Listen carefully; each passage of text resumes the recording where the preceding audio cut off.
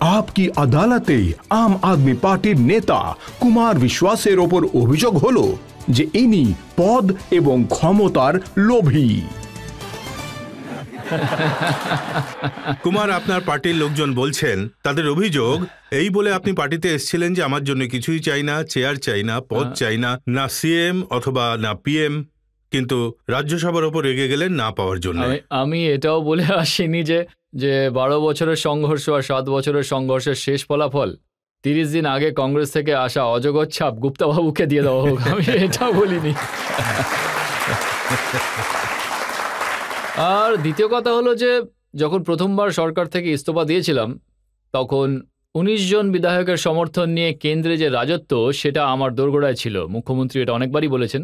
আমি সেই সময়ও নিবেদন করেছিলাম যে আমি এটা হতে আসিনি। আর আমি সবসময় আমাদের বরিষ্ঠ কবি পাওয়ার বাবুর কবিতার লাইন বলে থাকি कि मेरे दर से खाली लौटे राजनीति के उड़न खटोले, दुनिया में इतना धन कब है जो मेरी खुददारी तोले। কথাটা কিন্তু রাজ্যসভার নয়। আসলে রজতবাবু, আমি তো হলাম দাবার একটা গুটি গত 7 মাস ধরে। এই মহেশমতির শিবগামী দেবী হলো অন্য একজন, যিনি প্রত্যেকবার একজন নতুন কাটাপ্পাকে এনে আমার মতো বাহুবলীদের হত্যা করেন। কিন্তু এটা তো সত্যি যে আপনি বলেছেন আমি প্রত্যেকটা বিয়েতে কনের সঙ্গী সাথী হয়ে থাকি, কিন্তু কখনো কোণে হওয়ার সুযোগ পাইনি। আমি অবশ্যই এটা বলতে চাই যে আমি কনের সঙ্গী থাকবো আর কেবল সচিনের মতো খেলবো, কিন্তু আমি এটাও চাই না যে ম্যাচ ফিক্সিং হয়ে যাক আর আমরা প্রতিবেশী দেশের কাছে হেরে যাই। আমি এটাও চাই না যে আমাদের হাজার হাজার লোক দেখুক, লক্ষ লক্ষ লোক আমাদের কাছে আশা নিয়ে আসুক আর তারপর আমরা তাদের সঙ্গে ছলনা করব। সেই কারণে আমি সবসময় বলি আর শাস্তি পাই। আপনার এটা নিয়েও দুঃখ যে আপনার একটা অডিও ক্লিপ আমি একবার শুনেছিলাম যেখানে আপনি বলেছিলেন যে 3 জন মিলে পার্টি তৈরি করেছিল, একজন সিএম হয়ে গেল, আরেকজন ডেপুটি সিএম, আর আমি কি পেলাম? না, এটা তখনকার ঘটনা যখন লজোপা থেকে আসা বিধায়ককে দিয়ে আমাকে অপমান করানোর চেষ্টা হয়। তখন আমার 40 বছর পুরনো বন্ধুর শালাবাবু আমার রেকর্ডিং করেছিল আর আমি তখন এসব জানতাম না।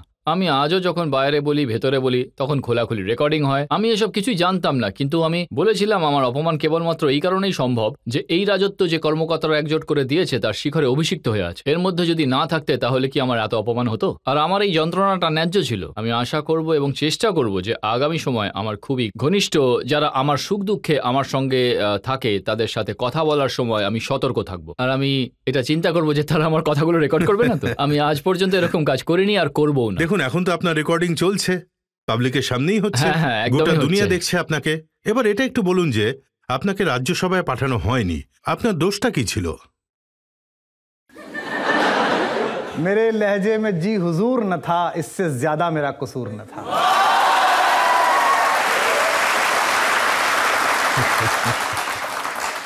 মনীষ সিসোদিয়া এটা বলছেন যে উনি তো খামোখাই তৈরি হচ্ছেন, ওনার নাম তো লিস্টেই নেই, কনসিডারই করা হয়নি। আসলে পঞ্চতন্ত্র এটা বলে যে যদি ষড়যন্ত্র করো তাহলে পুরো পরিকল্পনার সঙ্গে করো। এবার ওনারা বলছেন যে আমার নাম ছিল না, অকারণ মিডিয়ার লোকেরা নাম খারাপ করছে। যখন পিএসসির মিটিং শুরু হলো তখন আমাকে না ডাকার পেছনে এটাই ছিল যে ওনার নাম আছে তাই ওনাকে ডাকা হয়নি। তারপর যাদের নাম ছিল যে যারা পিএসসি করছে সবাই বসবে, ভাববে, বিচার বিবেচনা হবে, কোটি কোটি কার্যকর্তা লক্ষ্য স্থির করছে। জানা গেল যে এফিডেভিট সাবমিট করা হয়েছিল সেটা 30শে ডিসেম্বরেই কিনে নেওয়া হয়েছিল। তো ছোটখাটো পার্টিগুলো একটু আধটু লজ্জা রাখে, স্বরাজ রাখে, ট্রান্সপারেন্সি রাখে। আন্দামানে পার্টি করতে যান কিন্তু পার্টির কার্যকর্তাদের আন্দামান বলে ভাববেন না, তারা খুবই বুদ্ধিমান, সবই দেখেন। একটু আধটু যাই বলুন না কেন একটু প্ল্যানিং ঠিকঠাক করুন। তাই এসব ব্যাপারে কি নজর দেবো যেখানে আমার নাম নেই? কোনো প্রয়োজনই নেই। আচ্ছা, কোনো আলোচনা করা হয়েছিল কি যে কে কে রাজ্যসভায় যাবে আর কে যাবে না? না, আমার সঙ্গে পরামর্শ করা হয়নি। আমার সঙ্গে পরামর্শ করার কি দরকার? আমার প্রয়োজন তো ভোটের র্যালির জন্য, এই কার্যকর্তাদের আর কি প্রয়োজন? এখন লোকজন লিখছে যে কার্যকর্তা তোমাকে জিজ্ঞেস করে কাজ করবে, তাই পার্টির যে অফিসিয়াল স্পোক্সপারসনরা রয়েছেন তারা এরকম লিখছেন যে টুইটারে তোমাকে জিজ্ঞেস করবে যে কাকে রাখবে আর কাকে রাখবে না। তো ব্যাপারটা হলো ভারতের জনতা, ভারতের কার্যকর্তারা যারা রয়েছেন না তারা এসব জিনিসের প্রতি খুব লক্ষ্য রাখেন, শুনতে থাকেন। কমনওয়েলথের সময় সোনিয়া গান্ধীরও এই ভুল ধারণা ছিল, জনতা জানবে না আর কার্যকর্তারাও জানবে না। আমি যখন ভোটে দাঁড়িয়েছিলাম তখন 9 মাসের সরকারে মোদিবাবুর ওই ভুল ধারণা ছিল, জনতা জানবে না, কোনো ব্যাপার না, আমি ঠিক জিতিয়ে নিয়ে যাব। কিন্তু জনতা গুনতেই থাকে আর সব শিশুপালদের 99টা গালাগাল পর্যন্ত চুপ থাকে আর 100তম অপরাধ হলেই রাজত্বের মাথা কেটে পড়ে যায়, অহংকারের মাথা কাটা পড়ে। তাই আমি এটাই চাই যে ঈশ্বর অহংকারের কোপ থেকে কিছু মানুষকে বাঁচাক ঈশ্বর তাদেরকে এমন কোনো শাস্তি না দিক, সেটা জনতা দিক বা কার্যকর্তা দিক, তারা সবাই যেন ভালো থাকে। কিন্তু দেখুন, এত কনসার্ন ছিল, এত সমস্যা ছিল, আপনার যে বড় ভাই রয়েছেন অরবিন্দ কেজরিওয়াল, উনি বলেন যে কুমার বিশ্বাস হলো আমার ছোট ভাই, তাহলে ছোট ভাই গিয়ে বড় ভাইয়ের সঙ্গে একবার কথা তো বলতে না, পারতো। আমি চেষ্টা করেছিলাম কিন্তু কথা হয়নি। কিন্তু আমার নিবেদন হলো যে উনি আমার নেতা হয়ে থাকুক, কারণ আন্নাবাবু ছিলেন ওনার বাবা, যোগেন্দ্রবাবু ছিলেন ওনার বড় দাদা, আর আমাকে ছোট ভাই বলেছিলেন। তখন সবাই আমাকে শুভেচ্ছা জানিয়েছিল। আজ থেকে 7 মাস আগে সবাই আমাকে শুভেচ্ছা দিয়েছিল যে আপনি এখন ছোট ভাই হয়ে গেছেন, তাই আপনি নিজের প্রস্তুতি নিয়ে নিন। তাই আমার অনুরোধ হলো, পরিবার বড় না হোক, পার্টি বড় হোক, লোকবল বাড়ুক, নেতা থাকুক, বাকি সব ঠিক আছে। কিন্তু উনি তো বড় বড় মানুষকে আনতে চেয়েছিলেন। আমি শুনেছি অরুণ শৌরিকে আনতে চেয়েছিলেন, রঘুরাম রাজনকে আনতে চেয়েছিলেন, তাই না? যশবন্ত সিনহার কাছেও গিয়েছিলেন, কিন্তু কেউই রাজি হয়নি। 18 জন লোক রাজি হয়নি। রজতবাবু, এটা চিন্তার বিষয়। আমরা যখন আন্দোলন করছিলাম, আমরা যখন পার্টি চালাচ্ছিলাম, প্রথমবার আমি ভোটে দাঁড়িয়েছিলাম, তখন বড় বড় ব্যক্তি নিজেদের ক্ষেত্রের বাঘা বাঘা লোক আমাদের সঙ্গে দাঁড়ানোর গর্ব অনুভব করতেন। তারা বলতেন আমরা একটা বড় লড়াইয়ের অংশ। আমাদের সব কার্যকর্তারা কি এটা চিন্তা করবেন না যে দেশের 18-19 জন মানুষ আমাদের সঙ্গে দাঁড়াতে রাজি নয় কেন? থালার মধ্যে সাজানো কার্যকর্তা আর বিধায়কদের ইনকাম করা রাজ্যসভার টিকিট ওনারা কেন ফিরিয়ে দিয়েছিলেন? রঘুরাম রাজন অনেক বড় ব্যক্তিত্ব, কিন্তু যখন ওনাকে প্রস্তাব দেওয়ার পর উনি রাজি হলেন না, তখন সেটা আমার অপমান ছিল, লক্ষ লক্ষ কার্যকর্তার পরিশ্রমের অপমান ছিল। এর অর্থ হলো আমার মধ্যে কিছু একটা ব্যাপার আছে। কিন্তু এটা বলা অন্যায় যে গোটা দেশ মোদিকে ভয় পায়, কারণ ওই কংগ্রেসকে ভয় না পাওয়া মানুষ চাকরি ছেড়ে ফেলে দিয়েছে। আমার মতো মানুষ 17 বছর কাজ করেছি আমি বিশ্ববিদ্যালয়ে।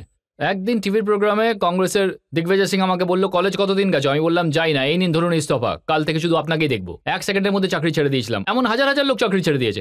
আজ কি এমন হলো যে লোকজন আমাকে রাজ্যসভায় নিতে রাজি নয়? তাই আমাকেও বিচার করতে হবে। ওটা হলো উচ্চ সদন, সেখানে বড় বড় মানুষের আওয়াজ প্রতিফলিত হয়েছে। অটলবাবু থেকে ইন্দিরা গান্ধী পর্যন্ত যাদের ছবি লাগানো রয়েছে, সেই পটেল বাবুই হোক না কেন, তার আওয়াজও প্রতিফলিত হয়েছে। এই বড় বড় মানুষরা যখন রাজ্যসভায় যেতে চাননি আম আদমি পার্টির তরফ থেকে, তাহলে আপনি কেন যেতে চাইছিলেন?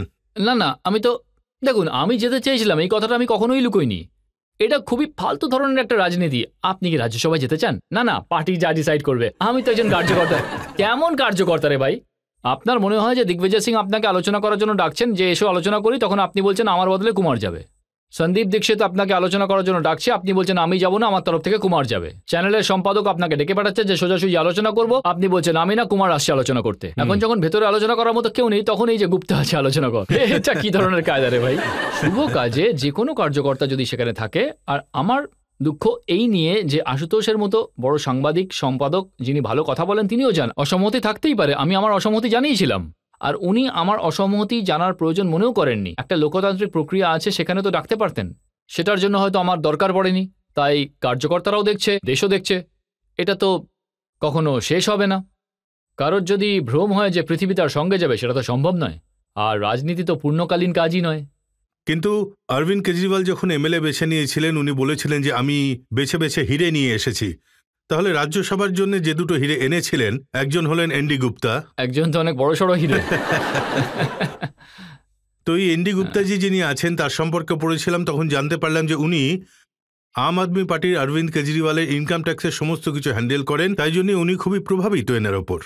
দেখুন, আমরা যখন আন্দোলন করতাম তখন আমরা বারণ করতাম যে আর টাকা পয়সা দেবেন না, আমাদের কাজ হয়ে গেছে। প্রথম দিকে আমরা যখন লড়েছিলাম, লোকজনকে নিয়ে লেগেছিলাম, তারা খুবই ফাঁকা আওয়াজের লোক ছিল। সন্তোষ কোহলির সেই বিখ্যাত কথাটা, যেখানে আমি বলেছিলাম তুমি লড়বে, ও বলেছিল আমি লড়বো, আমি বলেছিলাম হ্যাঁ তুমি লড়বে। এরকম সব বাচ্চারা যারা আজকে বিধায়ক মন্ত্রী হয়ে আছেন, তাদের সবাইকে আমি আমার মতো করে লড়ানোর চেষ্টা করেছি। যখন আমাদের কাছে টাকা পয়সা ছিল না, আর তার হিসেব নিকেশ করার জন্য ইনকাম ট্যাক্সও ছিল না, তখন আমাদের কাছে জনতা ছিল, কার্যকর্তাদের উত্তেজনা ছিল, আর ভোটার ছিল। আজ টাকা বাড়ছে, হিসেব করার লোকজন বাড়ছে, কিন্তু এইসব ঘটনা নষ্ট হচ্ছে। তো আমাদের সিদ্ধান্ত নিতে হবে যে আমাদের ভোট দরকার, কার্যকর্তা দরকার, জনতাকে চাই নাকি নোট আনার লোক চাই, নাকি নোটের হিসেব রাখার লোক চাই, এটা আমাদের উপর নির্ভর করছে। এখন লোকজন আসলে আম আদমি পার্টিকে টাকা পয়সা দিচ্ছে না, তাই সুশীল গুপ্তার মতো লোককে কি এনেছে, যার 170 কোটির মতো প্রপার্টি রয়েছে? না, এটা তো কোনো তর্কের মধ্যে পড়ে না যে কেউ টাকা পয়সা দিচ্ছে না। কারোর বাড়িতে যদি অনাহারের পরিস্থিতি আসে, তাহলে কি সে কিডনি বেচতে চলে যায়? আজ বাড়িতে খাবার নেই, তাহলে যাই কিডনি বিক্রি করে আসি। হার্ট কি থোড়াই বিক্রি করে দেয়? আন্দোলনের আত্মা থোড়াই বিক্রি করা হয় নাকি? তাই আমার মনে হয় আমরা জনগণের জন্য লড়াই করার মানুষ, এর কোনো জাস্টিফিকেশনের প্রয়োজন নেই।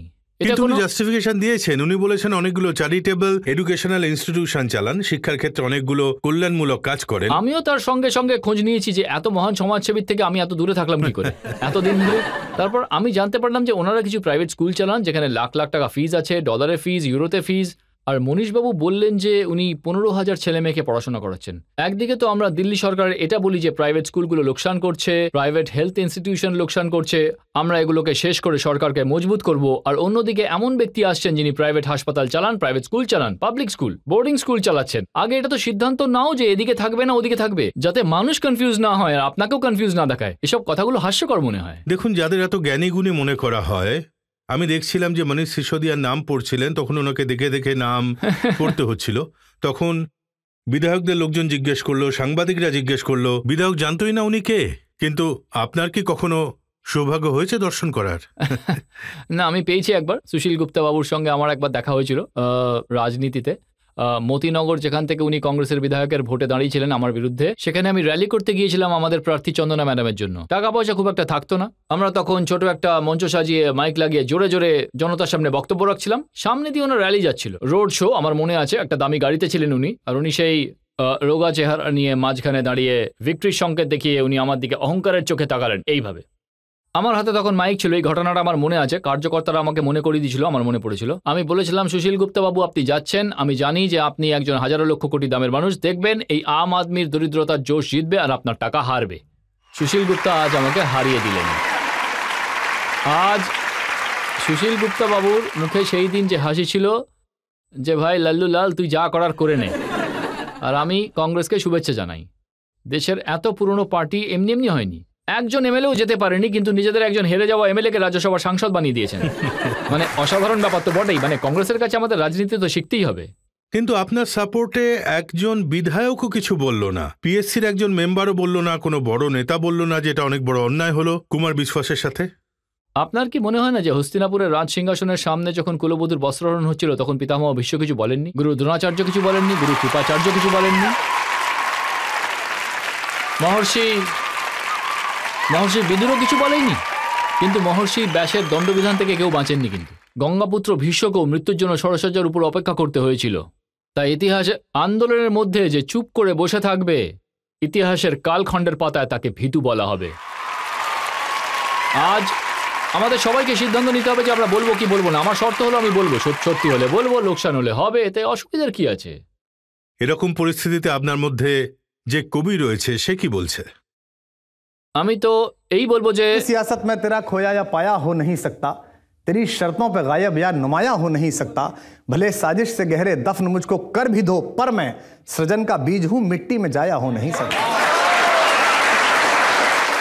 মা সরস্বতীর যা কৃপা আছে, যা গোটা দেশের ভালোবাসা আর যে স্নেহ আমি পেয়েছি, আর আমার মতে যে হৃদয় সভা পেয়েছি, সেটা এই সমস্ত সবার থেকে অনেক বড়।